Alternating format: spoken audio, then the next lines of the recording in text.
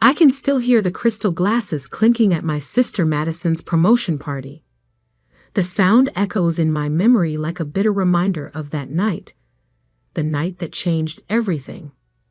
The elite of Boston's financial world had gathered in the grand ballroom of the Ritz-Carlton, all to celebrate Madison Blake, the youngest VP in Sterling Financial's history. I stood in the corner, wearing a dress I'd designed myself, watching my parents beam with pride as Madison commanded the room. At 32, she was their crowning achievement.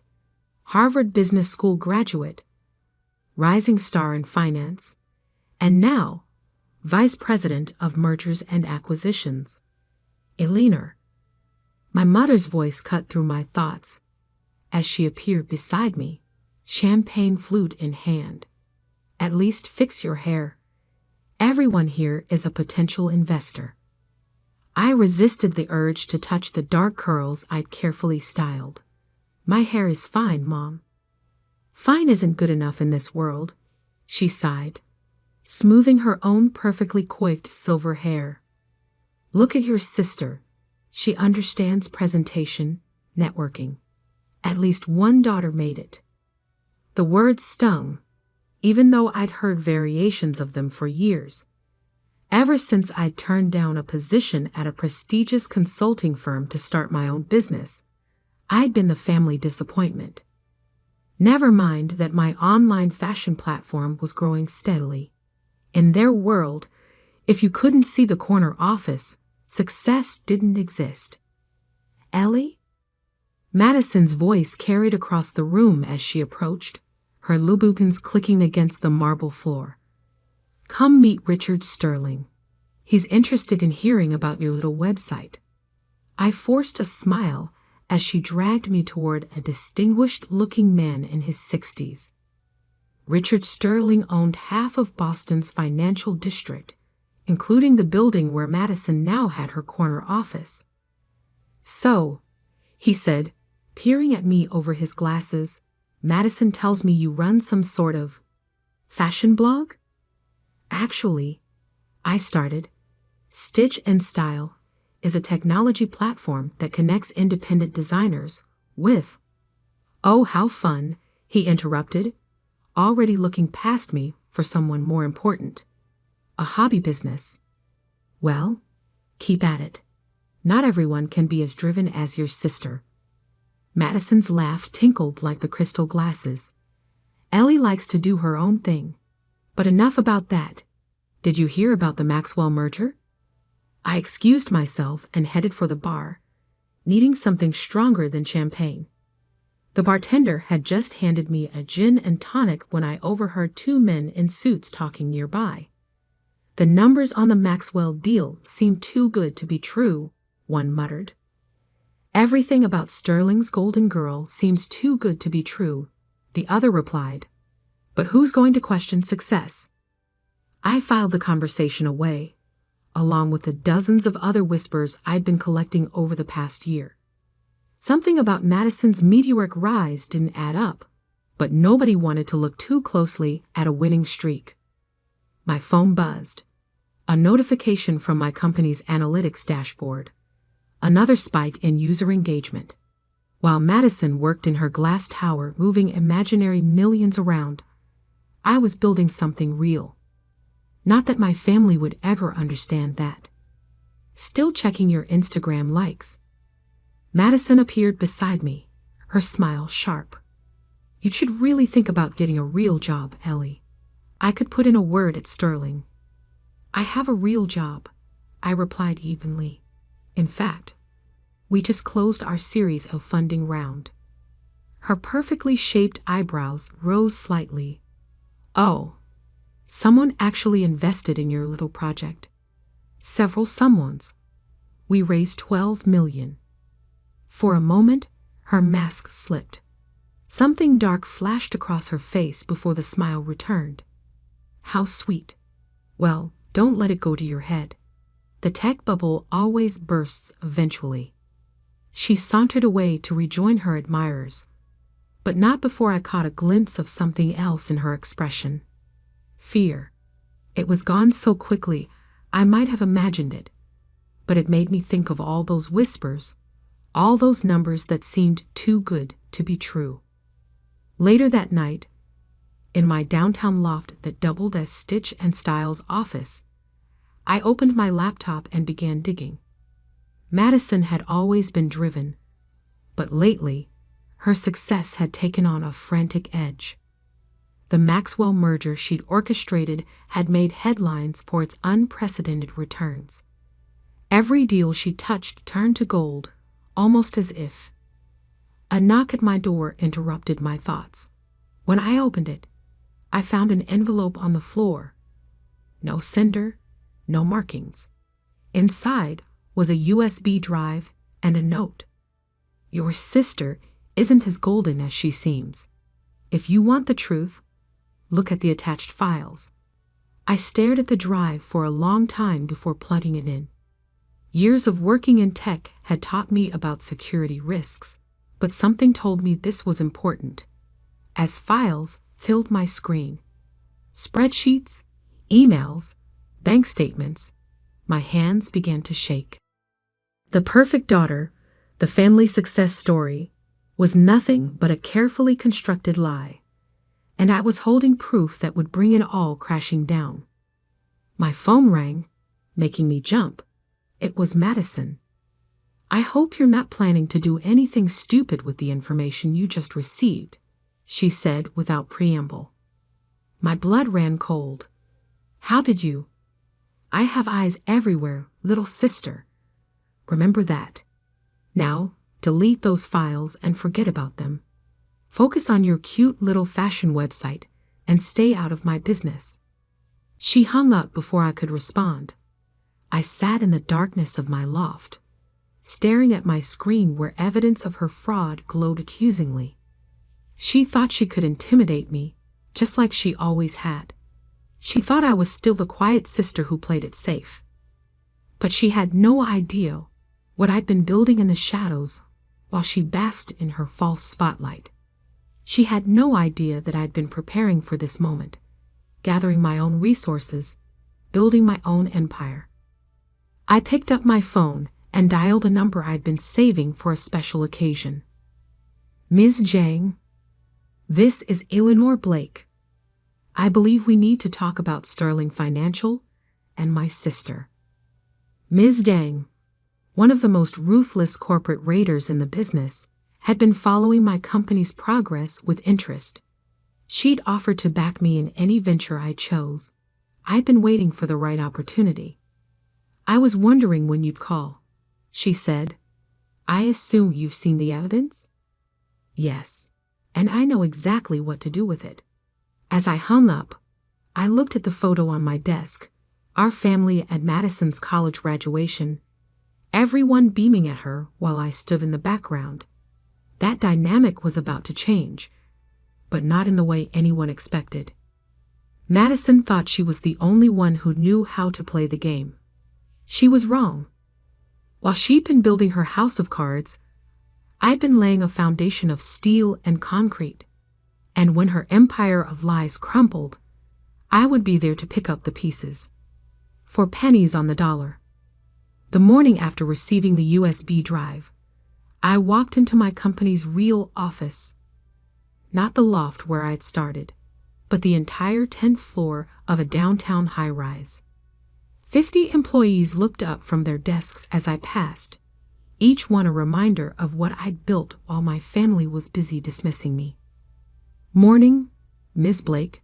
My assistant Thomas handed me a coffee.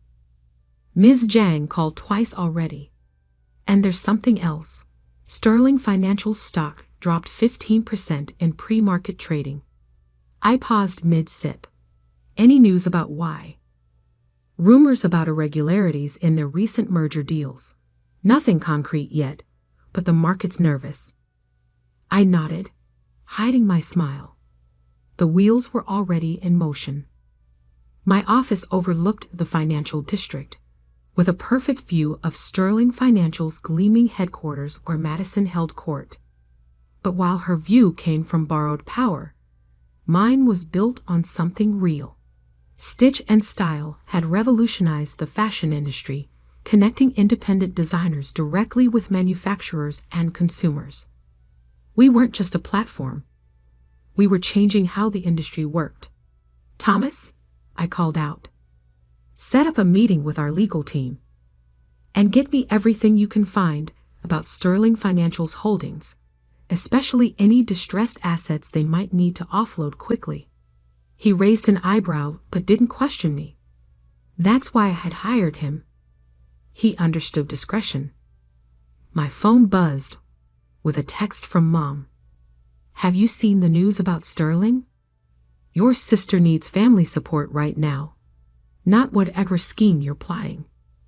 I deleted it without responding. Of course, she assumed I was plotting something. In her mind, I was always the jealous sister, never the successful one. The evidence on the USB drive had revealed the ugly truth behind Madison's perfect facade. She'd been cooking the books for years, inflating profits, hiding losses, and paying off auditors. The Maxwell merger that had made her famous, built on fraudulent valuations and insider trading. But I wasn't interested in exposing her. Not yet. I had bigger plans. Ms. Blake, Thomas appeared in my doorway. Your sister is here.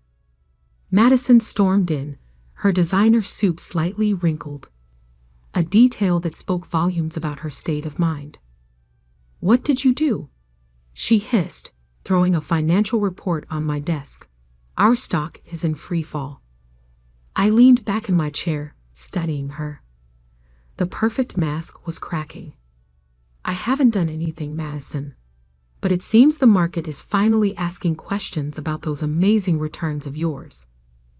Don't play innocent. Someone's been feeding information to our shareholders. Trading patterns show massive shorts being placed last week, right after you got that USB drive. I smiled. Sounds like you have a leak. Maybe you should focus on that instead of accusing your unsuccessful sister. Listen carefully. She leaned across my desk, her voice low and dangerous. If you try to destroy what I've built, I'll make sure everyone knows about your own creative accounting. My laugh caught her off guard. My accounting? Please, go ahead. Audit every penny. Unlike you, I actually built something real. Real, she scoffed. You sell dresses on the internet. No. I created a technology that's revolutionizing an entire industry. But you'd know that if you or our parents ever bothered to understand what I do. She straightened up, adjusting her jacket. Just stay out of my way, Ellie. You're playing a game you don't understand. After she left, I opened my laptop and sent an email to Ms. Zhang. Time for phase 2. The next week was chaos. Anonymous tips to financial regulators triggered a formal investigation into Sterling Financial. Madison appeared on CNBC, defending their practices, but the damage was done. Their stock dropped another 30%. I watched it all from my office, remembering every dismissive comment, every family dinner where my achievements were ignored in favor of Madison's latest triumph.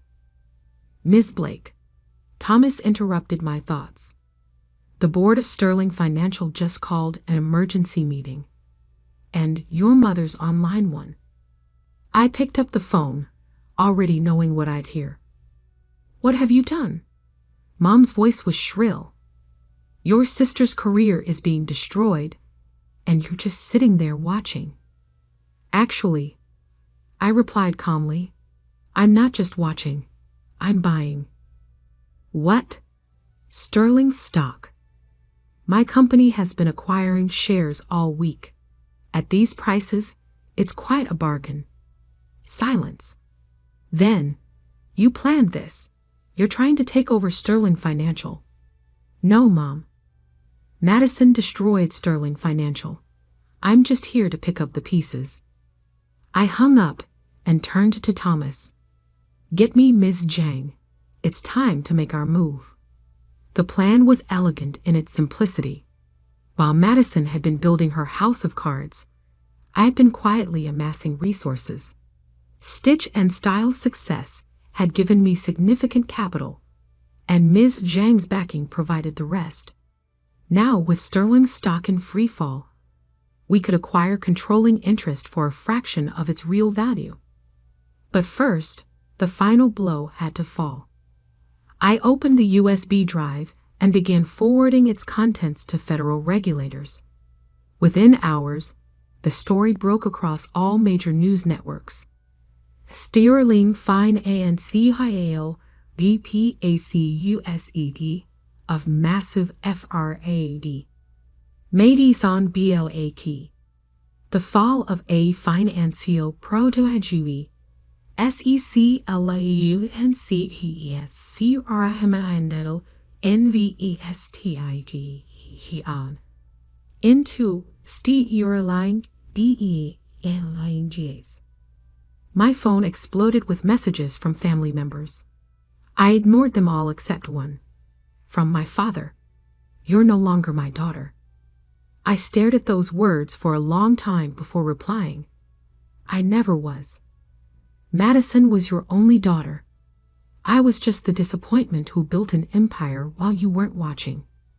That night, as Sterling Financial's board met to deal with the crisis, I sat in my office with Ms. Zhang, watching the city lights flicker below. "They'll have to sell," she said, swirling her whiskey. "The question is, who will they sell to?" I smiled. "They'll sell to Phoenix Acquisitions." "Your shell company," she nodded approvingly. "They won't know it's you until it's too late." "Exactly. Madison might understand fraud, but she never understood real business. She never understood me. Tomorrow, I would begin the process of acquiring the company where my sister had built her fraudulent empire. The company that had made her the family's golden child while I was dismissed as a failure. But tonight, I allowed myself a moment to savor the irony. The little fashion website they'd mocked had given me the power to buy their precious Sterling Financial for pennies on the dollar. And this was just the beginning. The morning of the Sterling Financial board meeting dawned bright and cold. I dressed carefully in a suit I designed myself. Midnight blue, impeccably tailored. Today, I would step out of the shadows and into my full power. The lobby of Sterling Financial was chaos. Reporters crowded the entrance, cameras flashing. Security guards struggled to maintain order as protesters waved signs demanding justice for defrauded investors. I walked through it all, Thomas at my side carrying the acquisition paperwork. The same security guard who had once stopped me, claiming I didn't look like I belonged here, now held the door open with a respectful nod. The boardroom fell silent as I entered. Madison sat at the far end. Her perfect facade finally cracked. Dark circles shadowed her eyes. Her designer outfit slightly askew. Our parents flanked her like protective shields, but even they couldn't protect her now. Richard Sterling himself sat at the head of the table, looking every bit as old as his 70 years. The last week had aged him considerably. "What is she doing here?" Mom demanded, standing up. "This is a private board meeting." I took a seat directly opposite Madison. "I'm here representing Phoenix Acquisitions. We own 30% of Sterling Financial's shares, which entitles us to a seat at this table." "Phoenix Acquisitions?" Madison's voice cracked. "That's impossible. They're the ones who've been buying up our stock." I smiled, sliding a document across the table. "Not just buying. As of this morning, we've made an offer to acquire controlling interest in Sterling Financial. The paperwork is all there." The room erupted in chaos. Board members frantically flipped through the documents while Madison stared at me, realization dawning in her eyes. "You," she whispered. "You're Phoenix." "Surprise, sister dear." Richard Sterling cleared his throat. The offer appears legitimate. Given our current situation, the board must consider it. You can't be serious. Madison slammed her hand on the table. She orchestrated this whole thing. She's trying to steal my company. Your company? I laughed softly. You mean the company you nearly destroyed with your fraud? The company whose stock is worth less than half what it was 2 weeks ago? That company? Our father stood up, his face red with anger. How dare you come in here like this? After what you've done to your sister? What I've done? I met his gaze steadily. I built a legitimate billion-dollar company while you were all fawning over Madison's house of cards. I created real value while she created fake profits. The only thing I'm guilty of is seeing an opportunity when it presented itself. The board needs to discuss this privately, Richard Sterling announced. Ms. Blake, both Ms. Blakes, please wait outside. In the hallway, Madison grabbed my arm. Why? Why did you do this to me? To you? I pulled free from her grip. This isn't about you, Madison. It never was. This is about building something real, something lasting, something you never understood. I built something real. I was successful. You built a pyramid scheme in a designer suit. I corrected her. And now, it's crumbling, just like every house of cards eventually does. Our mother approached, her heels clicking angrily on the marble floor. Your father and I will never forgive you for this betrayal. I smiled sadly, like you never forgave me for choosing my own path, for building something you couldn't understand or control. I stopped needing your forgiveness a long time ago. The boardroom doors opened. Richard Sterling emerged, looking grave. The board has voted to accept Phoenix Acquisition's offer, he announced. Given the circumstances, we feel it's in the best interest of our shareholders. Madison crumpled into a nearby chair, her perfect world finally shattered completely. I turned to Thomas. Please escort the former VP to clear out her office and call security. I want all her files preserved for the federal investigation. You can't do this. Madison shrieked as security approached. This is my company. Not anymore, I replied calmly. Oh, and Madison? The corner office has a lovely view. I think I'll keep it. Over the next few hours, I watched from my new office as Madison was escorted from the building, carrying a box of personal items. Our parents left shortly after, not even glancing up at my window. My phone buzzed. A text from Ms. Zhang. Beautifully executed. Your sister never saw it coming. I smiled, remembering all those family dinners where they dismissed my little website. Now Stitch in Style was worth billions, and I'd just acquired one of Boston's oldest financial institutions.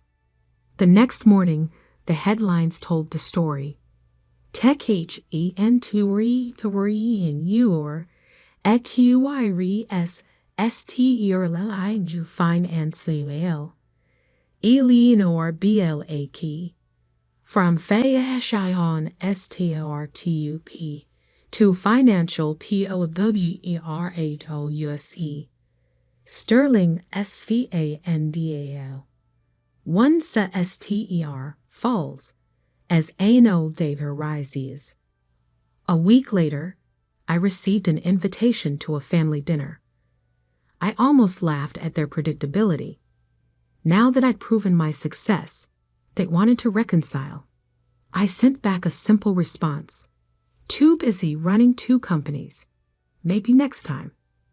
Madison eventually pleaded guilty to multiple counts of securities fraud. She served 5 years in a minimum security prison.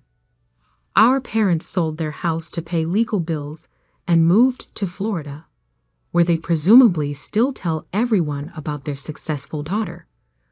Only now they mean me, though they never mention how I achieved that success. As for me, I merged Sterling's legitimate assets with my tech empire, creating something entirely new. The same analysts who once dismissed me as a fashion blogger now write lengthy profiles about my business genius. But the real victory wasn't in the acquisition or the headlines. It was in proving that success doesn't always wear a designer suit or work in a corner office. Sometimes it builds quietly, steadily, until it's strong enough to reshape the world. Last week, I received a letter from Madison, newly released from prison. "I understand now," she wrote. "You aren't just building a company. You are building revenge." I didn't bother responding. She still didn't get it. This was never about revenge. It was about creation versus destruction, substance versus appearance, truth versus lies. In my new office, high above Boston's financial district, I keep a photo from Madison's promotion party, the night she was celebrated while I stood in the corner, supposedly jealous of her success. I keep it to remind myself that true power doesn't need to announce itself. It builds in silence, grows in shadow, until it's ready to step into the light. Sometimes I think about that night, about Mom's words. At least one daughter made it. She was right, just not in the way she thought.